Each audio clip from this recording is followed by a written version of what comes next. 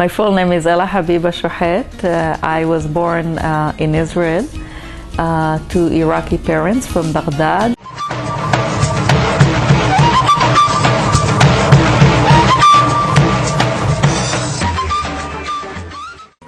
My name is Yvette Raby, and I was born in 1945.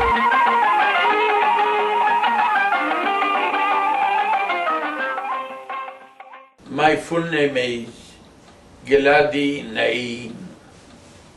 I born in Iraq. The name of the city was at that time Al-Hilm. My name is Naomi. My mother would have liked to call me Naeema. My last name is Itzhaik. I was born in Tel Aviv, Israel. My parents are both from Baghdad, Iraq.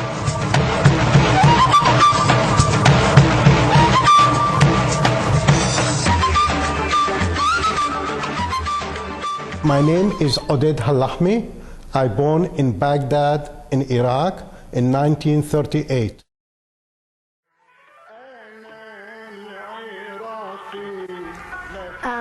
My mother was a teenager, so I don't think she even completed she didn't complete high school when she came to Israel, and she did some schooling while she was in Israel. What I know about her education in Baghdad was that she went to Alliance, and therefore she knew Arabic and she knew French, and then when she got to Israel she knew Hebrew. My father went to college in Baghdad and was very proud of it, and it was a source of pride for me as well as a kid. I always knew that my father knew fluent English, and he actually was the one that the Ashkenazi neighbors had to turn to help them with letters. Well, my father was a well-known figure. He was a doctor. His name was Oded Raby, and he studied medicine in Baghdad. He was sent on a scholarship to England to get a specialty, and he practiced most of his life there. He left in 1966, not intending to leave forever, but the situation was such that he never went back after that. And my mother is born and raised in Iraq. She went to the American school. She has a high school degree. We used to get those, when I was growing up, we used to get those bottle of milk delivered to our door by the milkman. And on the top there would be this layer of cream. And I used to love to eat that. And my mother would say, "You're like me. I used to love to eat kemar." Yes. That's what I used to buy after school. And she would describe it in the most passionate, loving way. And I always, to this day, is so curious to know what kemar really tastes like.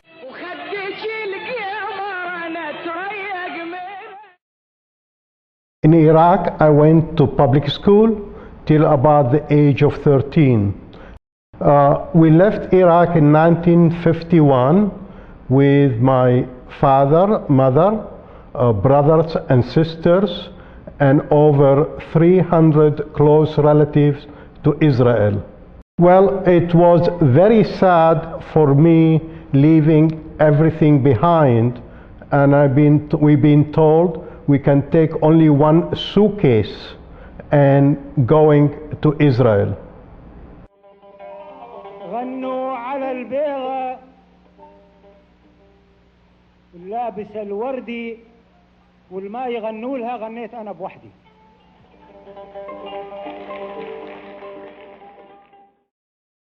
أشقر كان عمرك سنة 1941؟ 8 سنين شوية. 8 سنين، وأنت تذكرها هاي؟ وبهي سنة أنت طلعت من العراق؟ من العراق 49. ليش طلعت من العراق؟ المشكلة اللي أنا كنت حمار صهيوني ايش كان عمرك لما طلعت؟ 17 وشوي. انت نفسك طلعت ويا اهلك؟ لا اهلي مدوا. انت بوحدك؟ إيه. بوحدك واهلك ضلوا ببغداد؟ كلهم ظلوا بمكانهم، قسم بغداد قسم بجنوب ايران. كم سنه ضلوا امي؟ لحد ما ماتوا. ضلوا ببغداد 3 سنين. انت بوحدك جيت انا بوحدي جيت لانه كنت آمن بالايديولوجيا الصهيونيه. كان نجي الى ارض الميعاد.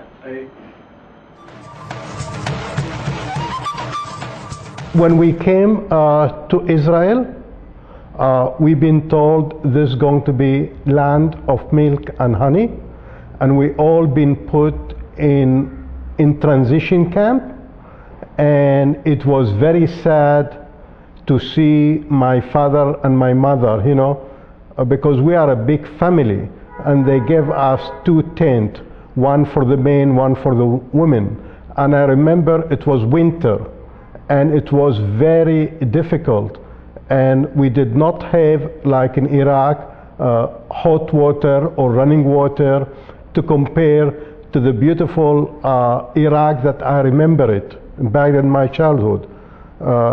For me, Iraq was really the land of milk and honey. Well, I went to public school in Iraq. Then after we came to Israel, we stayed for a while in the transition camp. And after that, my father was a goldsmith in Iraq, and my mother had a lot of jewelry.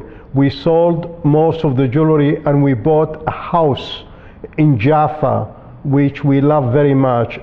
And Jaffa is populated both with Christian and Muslim and Jews, and then we felt like home.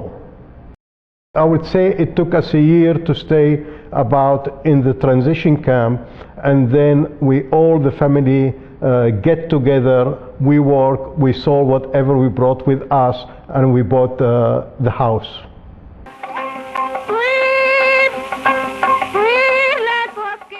I always knew I was Iraqi, and in fact what's shocking is to see even before I understood anything about this the conflict, the ethnic conflict within Israel, I was so terrified of speaking Arabic outside in the street. I was so conscious that the European Jews gazing at us for being different, almost not only making fun of us, but really looking at us with hostility. My father remembers that when he went to work in the early days after arriving to Israel, and there were some other Iraqis, and they were speaking in Arabic, and their Ashkenazi European Israeli boss was saying, "You're speaking Arabic? This is not an Arab state. This is Israel. We speak here Hebrew." So in a sense, the policing, this was among colleagues, friends. There was a policing from the very beginning of our cultural identity and our belonging. And in a sense, those kind of experiences became so traumatizing that we internalized that voice or gaze, not to listen to Arabic music, not to speak Arabic. But at the same time, we continue doing it at home. So in a sense, I often talk about it as a kind of a schizophrenic existence, as kind of a split personality. You're trying to live to a certain kind of Euro-Israeli ideal of identity, while at the same time in your community, you're practicing something completely different. We were, at home we would listening to the Arabic-speaking station on television, on the radio. We would hear Kulthum, Nazam al-Ghazali, Salima Pasha. This was the music I grew up with, the Iraqi food. I often feel like that the way for my family and my community to maintain their identity at home was music, food, but at the same time in the public sphere they might have fought against racism, but it took many years for them to assert their identity in the public sphere. In fact, it was more my generation Certainly in my writing, I've worked on this whole question of cultural identity and asserting my Arabness, my Irakiness. That was not a simple thing to do, not even until the mid-90s. To do that, you were still very much punished in Israel. My mother left Baghdad as a teenager. She was 14 years old and left with the Zionist movement.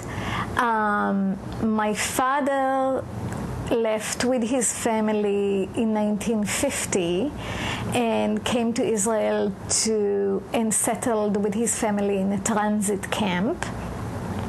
My mother was very interested in assimilating into Israeli society, which really meant assimilating into Ashkenazi society. So it was very important to her that we live among European Jews. Therefore, we lived in a very white, what I would say white, Ashkenazi neighborhood in Tel Aviv. The schools were considered to be good. The housing was considered to be respectable.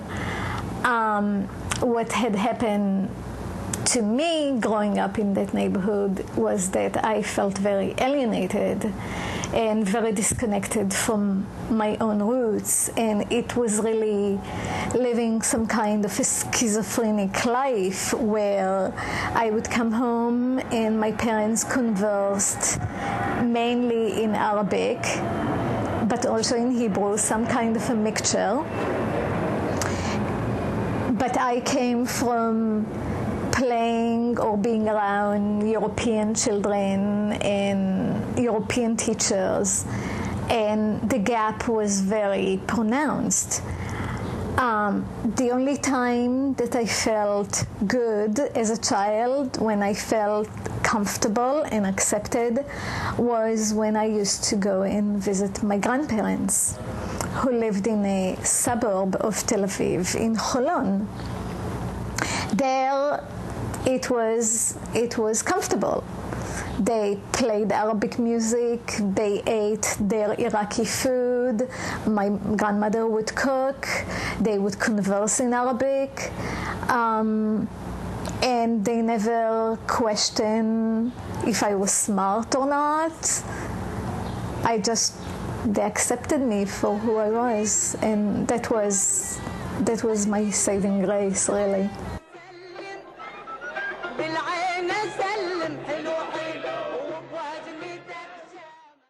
I know what happened to my family when we left Iraq and we came to Israel. The condition, we felt like we're going backwards instead forward, you know. And all of us, we suffer tremendously in many ways, you know. But we try, you know, to obtain our own culture. Some of us, they can do it publicly, and some in hiding. I myself always kept my Iraqi culture wherever I went. Even in the early days in Israel, I remember, I will go myself with my mother and father, you know, to Arabic concert, where in Jaffa, you know, city that populated, you know, with more Muslim than Jews, we go there to nightclub and we hear the music and we eat the food, you know. But outside, you know, when I'm with the Western people, I just behave like them. So basically in our home, we ate the same food, we listened to the same music, you know, that we used to listen in Iraq. But some of my brothers and sisters, they become more Western, or not to speak the Arabic language. But myself, wherever I go, if I went to England to study, always I will carry the music with me. And always I look for food that's similar to my culture. Anywhere I go in the world, I kept doing it. And in Israel, there is a place it's called Shohat HaTikva. These people live there for almost 20 years or 30 years, like in transition camp. They are poor, but only these people kept the Iraqi culture. The poor people. The rich one, they did not want to speak Arabic, and the upper class, of course, they didn't want to speak Arabic. But I myself, I spoke the Hebrew, I spoke the English, and always I look for Arabic culture.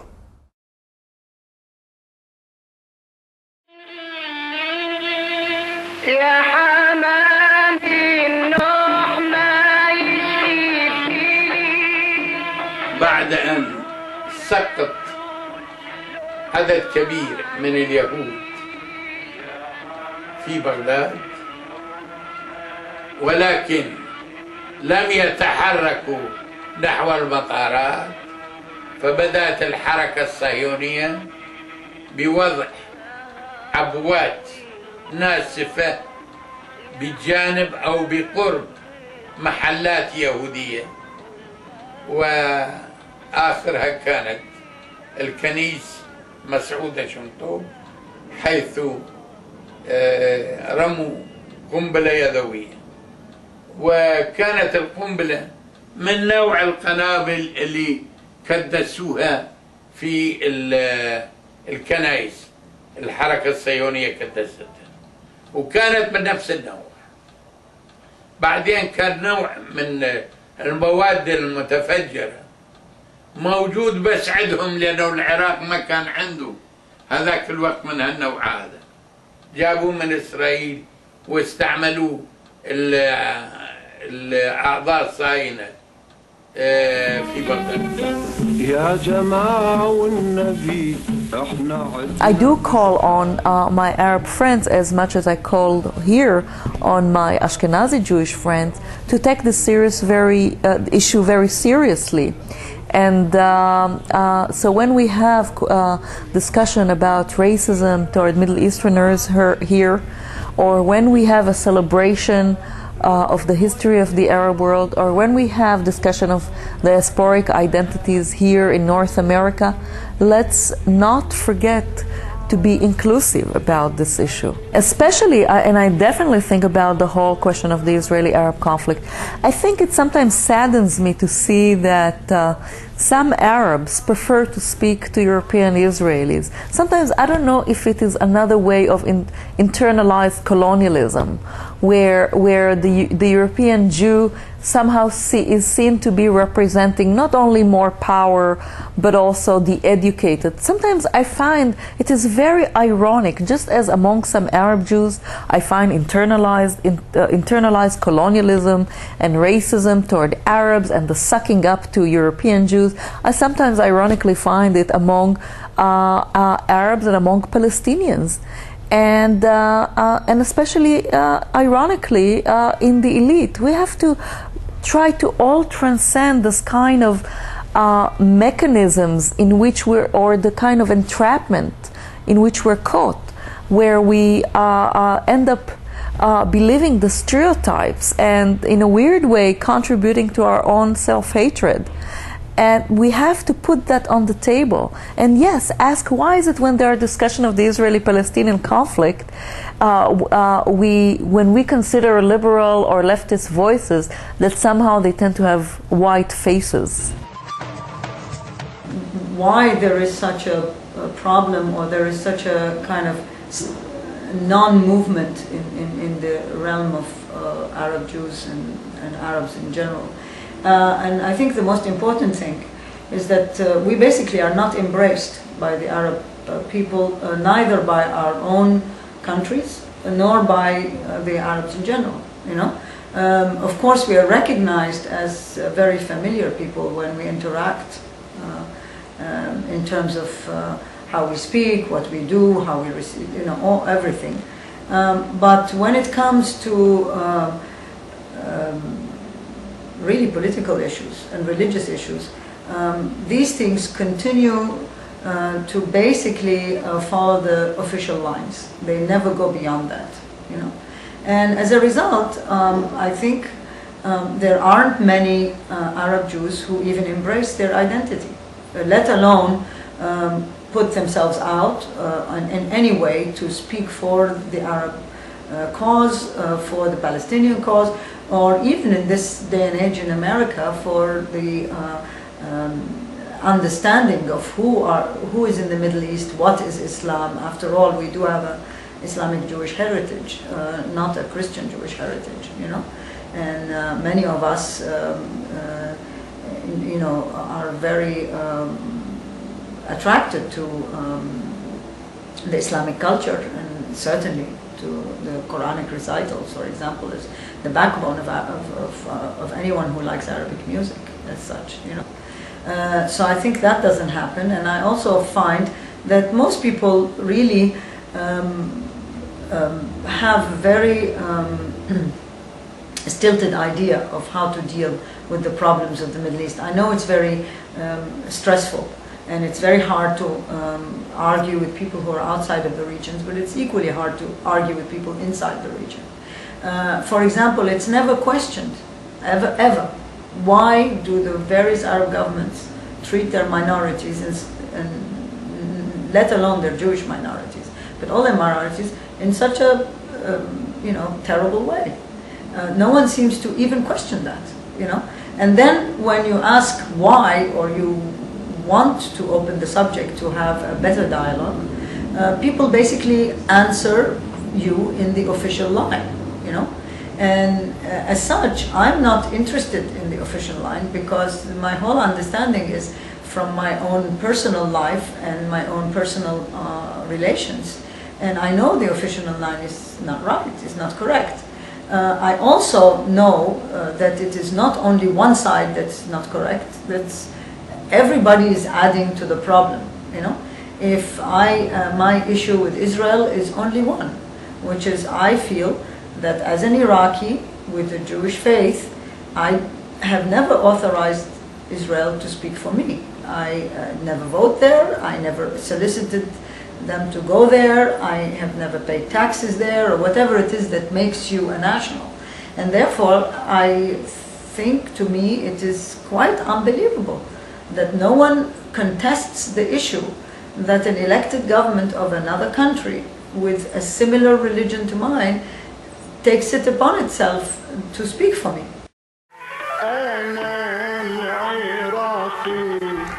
ليش رحت للعراق؟ رحت على شيء واحد. على ايش؟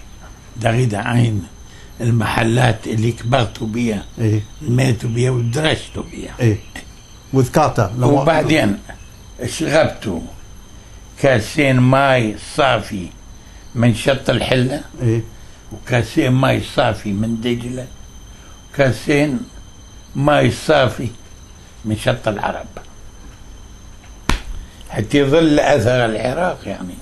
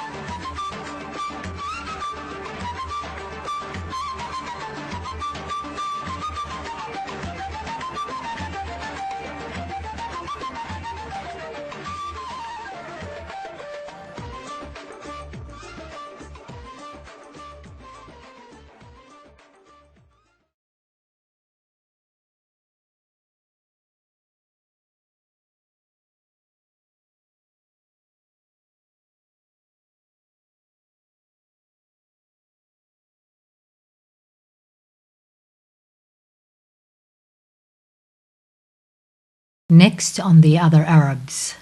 I was born in Rashidia, Morocco, 1960. I live in Queens. I teach at Queens College. I'm a professor. I have a PhD, that's my education, in comparative politics from the Hebrew University in Jerusalem. and I got my master's in Middle Eastern Studies at Columbia University. The generation of the immigrants knew that they cannot change the fact that they were not born there.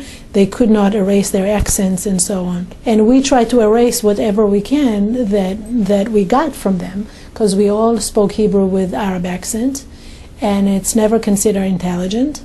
In Israel, you to this day, you will not see anybody, in the broadcast media with Yemenite accent or Moroccan accent. I lived in a neighborhood that was predominantly Iraqi. I mean, one half is Moroccan, another half is Iraqi, and many of my uncles married Moroccan women. So I'm familiar actually with two cultures.